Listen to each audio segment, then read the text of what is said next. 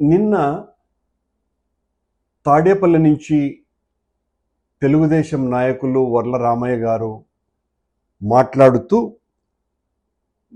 భూమన పరిస్థితి తేలుకుట్టిన దొంగలాగా ఉన్నది, పరకామణి కేసులో అతను ప్రధానమైనటువంటి దొంగ అని చెబుతూ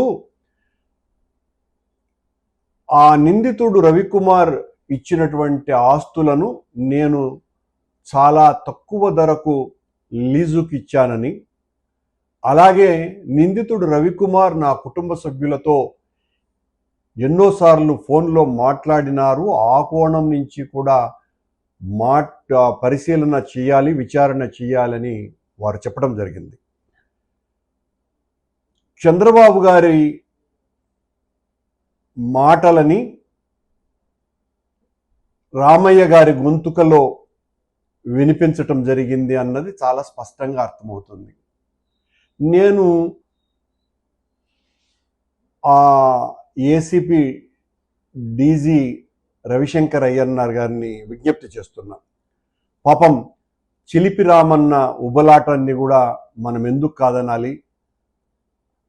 తప్పనిసరిగా చంద్రబాబు గారు ఏమైతే కోరుకొని రామన్న గొంతుకలో వినిపించారో ఆ కోణంలో కూడా నా మీద విచారణ చేయమని విజ్ఞప్తి చేస్తున్నా.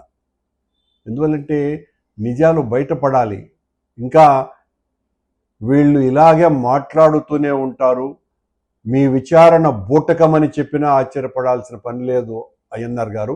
అందువలన పాపం ఆయన ముచ్చట ఎందుకు వదిలేయాలి?